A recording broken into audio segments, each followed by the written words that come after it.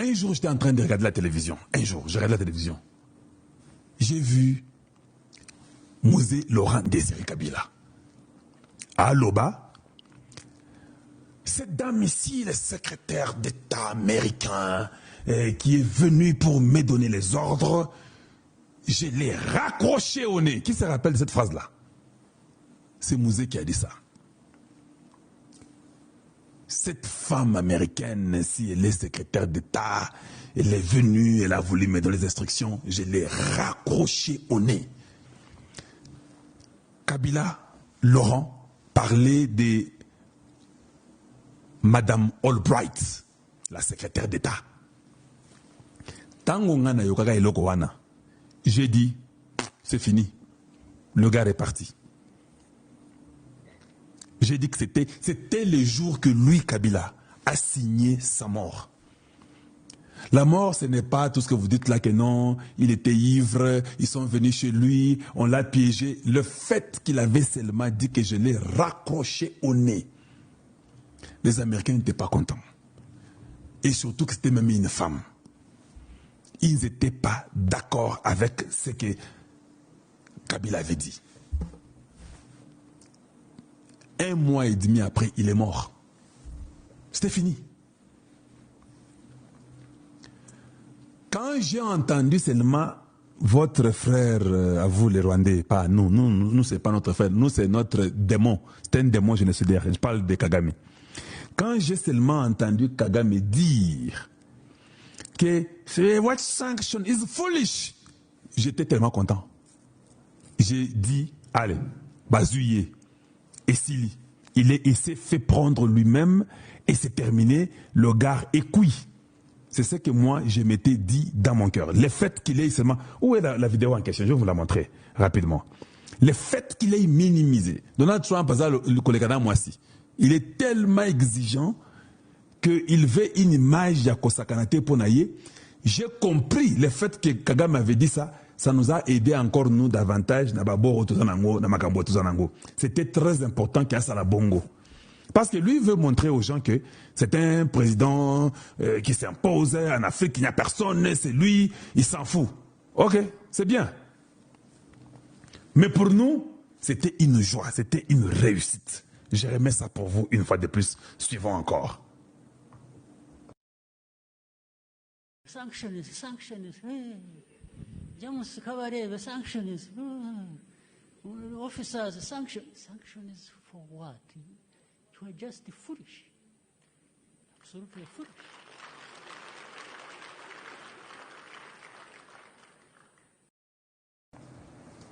Boyoki, hein? Qui ont sanctionné? Les États-Unis. Ce sont eux qui ont sanctionné les gars. Mais il vous dit là-bas, quelle sanction? Oh, James Kabarebe. Qui a sanctionné James Kabarebe? C'est les États-Unis. Il a dit que ce sont les décisions, il y a l'iboma. C'est ce que ça se dit en lingala. Foolish. Et ça, la décision, il y a l'iboma. Pour nous, c'était une joie. Maintenant, c'est là, on dit au président américain, tu connais le président du Rwanda, il dit que vous êtes fou. Imaginez un peu, toi, un président africain, dire que Donald Trump est fou. Est-ce que tu as compris ta place? Au monité qui est au Mikufisi Pamba. Voilà pourquoi je commence à comprendre mon cousin Chimanga. Mon cousin Chimanga était seulement au Vandiboy, au Ligno Sarabito à Bandinayo. Lui commence à regretter le fait que tu veux mourir. Et c'était comme ça que lui était. Maintenant, je n'ai pas le temps de vous mettre toute la vidéo. Je vais mettre une petite partie de la vidéo. Elle est là, je vais la mettre juste là où Rubio parle. Mais Donald Trump ne faisait que parler sur l'industrie. Il parlait du cobalt, il parlait de l'aluminium, il parlait... Je vous dis, j'ai compris que hey, le Rwanda, vous avez échoué. Bon courage. La façon qu'il est en train de parler, vous avez échoué. C'est maintenant que Donald Trump a compris que le Congo, c'est un pays incontournable. Donc, les États-Unis sont prêts à se battre avec la Russie et la Chine pour le Congo. Maintenant, qui vient nous parler du Rwanda? Vous comprenez le niveau dans lequel Nabino Lelo. Si les États-Unis sont prêts à se battre avec la Chine et la Russie pour le Congo, Rwanda a espace à Tamouké. Comme je n'ai pas assez de temps aujourd'hui, je vais rapidement chercher Marco Rubio, écouter ce qu'il a dit. Je pense que ça va nous aider.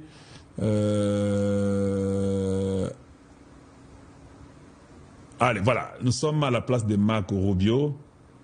Voyons un peu voir ce qu'il va dire sur la paix. Mais en dehors de ça, il ne faisait que parler sur les minéraux Donald Trump aujourd'hui.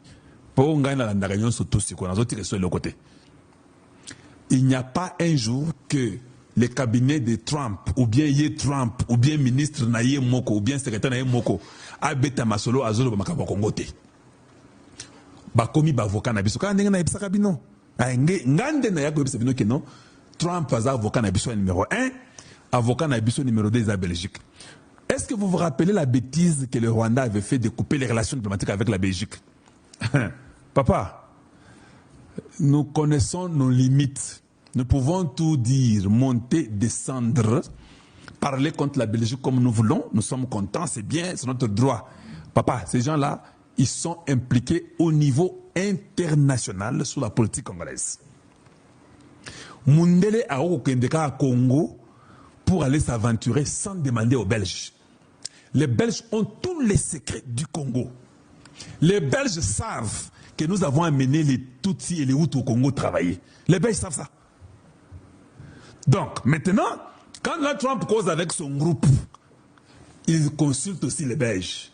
Dites-nous d'abord, ce qu'on dit là, route cause des Rwandais là, est-ce que ils sont originaires du Congo ou bien ils ne sont pas...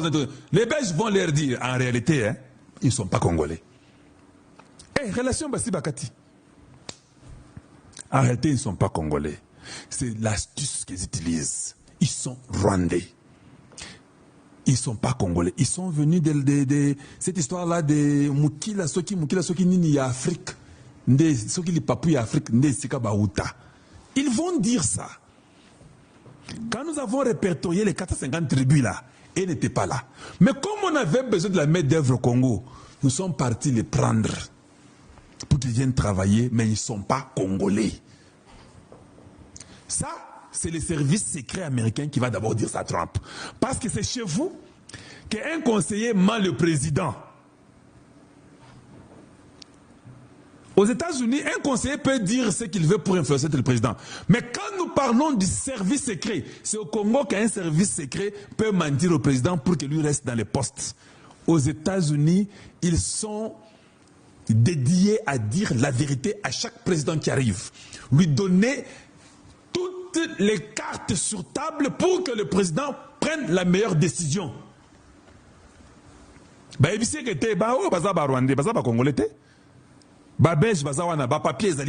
Moi, j'ai la carte que je n'avais jamais publiée. On m'avait dit que je ne la publie pas. J'ai une carte de bornes. J'ai dit une carte de bornes du Congo démocratique que j'ai eu ça dans l'armée américaine. Qui se rappelle de ça? Ne vous êtes pas parlé un jour sur l'armée américaine qu'on m'a donné les détails sur une carte que j'ai. Je n'ai jamais publié ça. Ngamoko tellement curieux, n'adingako tanga mingi. Nde mabena ngai na tanga ka mingi eloko elikika na misu fona na tanga. Parce que même mon père qui a 88 années là, il aime tellement lire que vous n'avez pas l'idée. C'est comme ça que je suis, le sang makila na tanga ka je suis tellement curieux que j'ai lu tellement beaucoup. Soki obando beta masolo ya fumuki mbangu, tu vas t'étonner na tanga mingi. Au côté masolo ya William Branham, Natanga, moi je volais les brochures. Brochures ya Branham, moi je volais pour aller lire. Et Natanga, et puis na comprenant ndenge nangai. Qui d'autre? Toutes les églises que vous parlez là. Si vous parlez de John Marang, je connais l'histoire de Natanga ka John Marang. Yo, otangate, tu vas toujours discuter avec Alonjo Mulumba. Ndenge zaboyi. Natanga, tu connais Oral Robert, Natanga, histoire de Oral Robert, Billy Graham, Benny Hinn, et Catherine White, toutes les personnes là, Tony Osborne, tous ces gens-là, Natanga, parce que je suis très curieux. Alors quand tu viens même dans le monde spirituel, Naïbi, Natanga P, où je suis tellement curieux. C'est comme ça. Alors, quand toi tu viens, Tangapé, Siko Yaka, ne viens pas seulement parler sans preuve, sans base. Ça fait mal. Ça fait mal. Quand vous n'avez pas l'assurance sur ce que vous dites, des fois ça fait mal au cœur.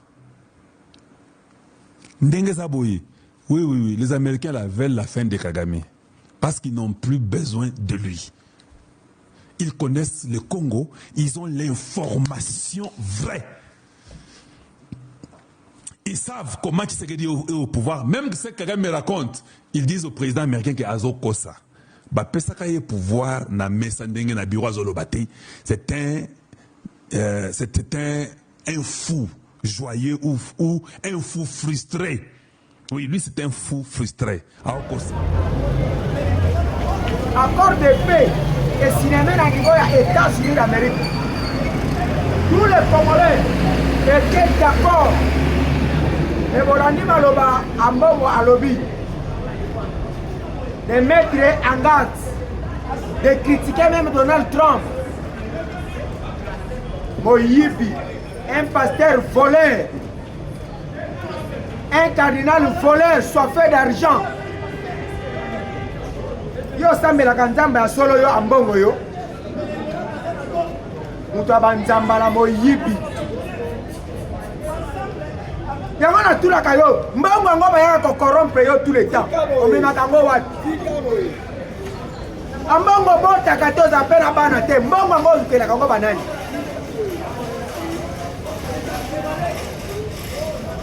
yo okosibiri moni nzambala wana ambongo un jour nzambala wana tokowela ngo un jour okozanga esika kolatela nzambala na yo wana batraître ya république to bino boza na base ya batieri ya Congo c'est que ambongo mpe aza M23 faut l'arrêter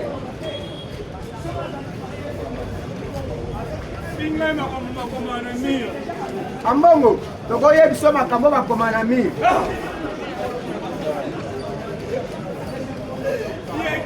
tokoye biso pena makambo bakomaka na mire ambongo puisque oza suba osala nzambe to okomi politicien tokokende na yo na ndenge bapoliticien longola kaka nzambala na yo wana lata veste puisque na politique nyonso ezali bino fo tosan charge na bino na nyonso tu ambongo oza mosali ya nzambe te oza politicien alors tokomema mpe na ndenge ya politique pourkui batekaka papa na biso avandi na nkamba te pourkui basala nzambe oyo nyonso batekaka bango te kaka bateka kaka mbongo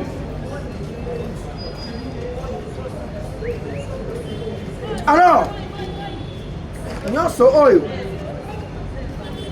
tokosepela nango te tokotikala jamais kosepela nango puisque la République démocratique du Congo ezali république oyo tozoluka devant un moyen lolenge nini tolongwa na situation tozo parcourir nango tomonaka Moïse mboka na ezobunda etumba bato bazoya kotia ye maboko na se ya mapeka puisque bamema ye na victoire mais le président Félix azobunda etumba bato bazoya kosimba ye bakitisaka ye maboko kaka bana ya mboka bozela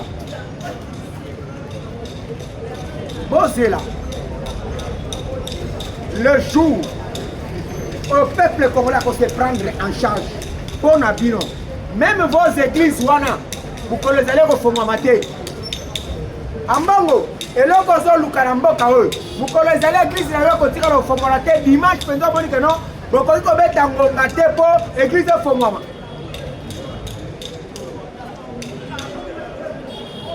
trop c'est trop. Les autres ont un problème.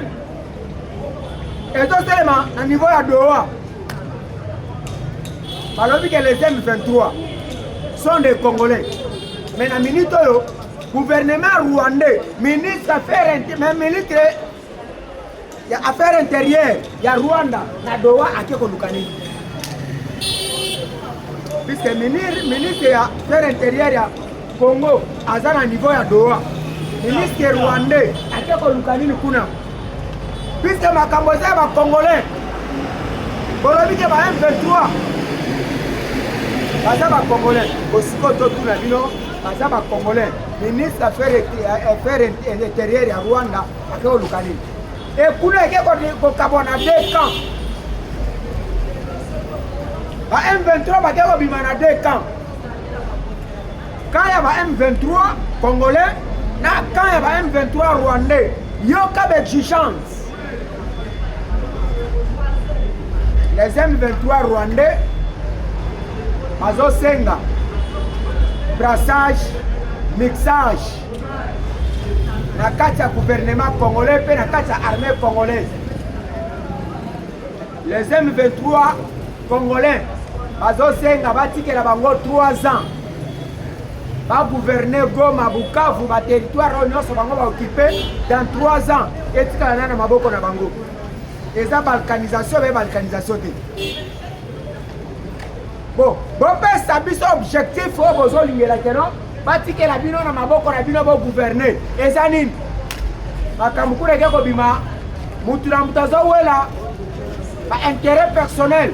Nanga azo wela de carrière minier. Alors biti sekere abotola inga ba carrière minier na ngai.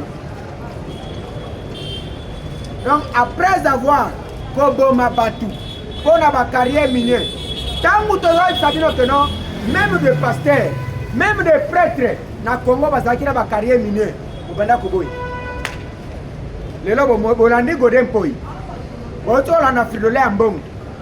Bango na sozo wela nene, ba intérêt na bango personnel. Mutu lokola un député national. Quand le peuple atteint, donc bato ba kufa kana maya mbula na inondation. Et puis ça godem poye sengo. Godem poye. Bolu ka tete lo baba biloko comme kana mi. Boza tozala ka pré ya koyebisa kabino yango. Des faux pasteurs.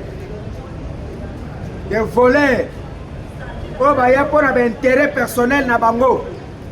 Mais na kata be disi na bino bozo enseigner peuple bolingo.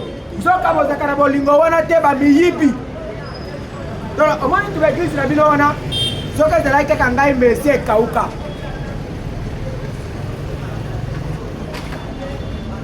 Utilo kola godempo. Yo penda ka godempo yo. Yo kozo en plein. Godempo. Na lo beloni. Moyibi ozaki na assemblée provinciale awo. Ni no sala ki pona mboka oyi. Les lois députés nationaux, aux autres protéger toujours l'intérêt en a pour avoir beaucoup. Moïbi, tout d'abord, tu es d'abord inconscient. Puis c'est ça qui est conscient. Jamais pas que nous simba, que somba lupangu, bisika ou somba na geno, ou que somba te. Un député inconscient. Ok, que somba lupangu, bisika ya yote. Bisiko comment que sika robi ba kobuka yango mutu aza conscient aboso malupango sika wana après ba buki yango olo ba bilei bisiko iloko zo pesa ba tukanda ba kene ko rejoindre nanga yeba ke tozo kanga yo kodem poi ola kisi déjà ezaleli na yo tozo kanga yo soko kimite tozo kanga yo.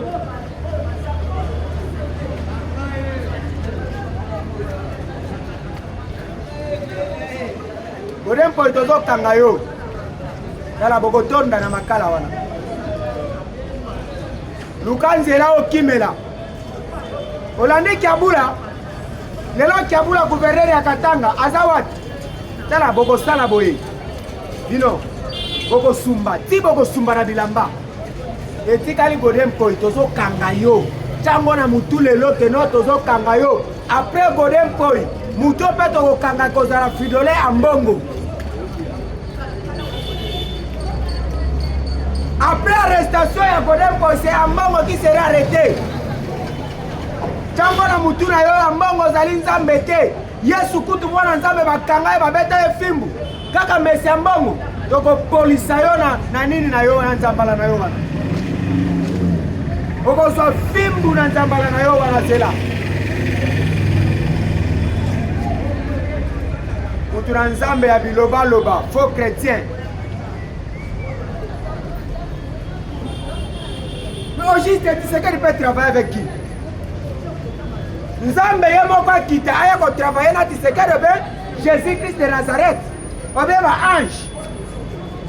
Bino pe na Congo ngo pe bokomo senga ke no Nzambe longola ba ange. Tshisekedi azo travailler na bino bozo linga ete ba ange nde soki Nzambe longoli azui Congolais ache esika wana ko travailler.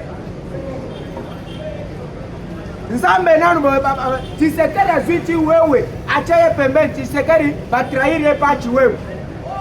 Bongo Nzambe yazwa kaka Congolais acha ye pembeni na ye. Eza po trahir bo Nzambe na ye.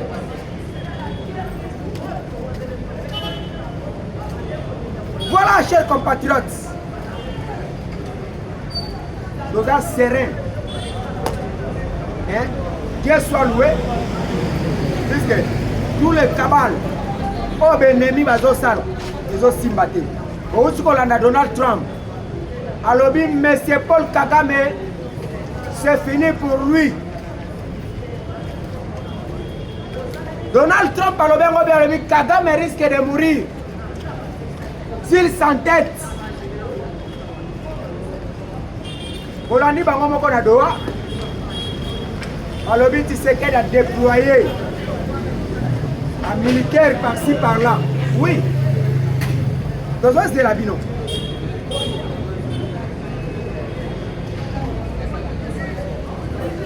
Oh, bah, possiblement. Et non, Parlement américain, bah, lobby. De côté ça dialogue. C'est du mensonge.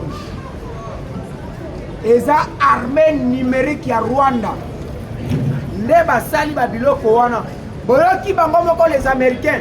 Bah, nié babiloko wana, nous surtout, bah, rejeter en bloc. Tant que tu as armée numérique à Rwanda, ils ont cassé. Na ko fabriquer même ba o baza on a kata mboka mais suka rango toko komisa bango na suka et si déjà ba komi na suka puisque tous les objectifs na bango no sito yebi ba kabal na bango no so bazo sala sito yebi tous les coups d'état bazo sala les a déjoués. Merci et papa na biso Edi Kapen. Na musala malam oyo azali kosala na niveau ya Grand Katanga. Bana mboka soki bomoni Kiabula awa ti abimisa ki déjà ba propos oyo a tenu batu kuna déjà bazalaki bien planifié akabolaki déjà ba machette na ba katakatanga nyonso tout mais tous sont arrêtés. Aza aux arrêts et pas papa na biso Edi Kapen akangi ba katakatanga wana nyonso tu yango sor nango mtazo sibiri yango Kiabula oyo bino na IDPS ba konsina bino na IDPS opesa ki place à gouverner. Ok, voilà, merci. Nazara ndeko nanga Gauthier na niveau ya machine kuna nazoko mona azako efanga déjà ngonga se koki na kosepela mingi bandeko na ngai na lolenge otosulaka na bino ngonga nyonso tozalaka ensemble na bino mpo na kopesa baactualité frais mpo na mboka na biso mingi tosepelaka bayeba bengaka biso mpe bayeba pesaka biso batoli mpe bayeba naigaka mpe baye nyonso bakomantaka mpo na biso esengo ezali makasi ya komona na bino su mokolo ya lobi lelo mpo na ngai mokolo ya lelo tokosuka na bino mokolo ya lelo mpo kontakte nga na plus 243 89 24 24 851 le président Lola, autrement dit la voix du ciel. Merci, Zambé, Apambola Biso, ciao.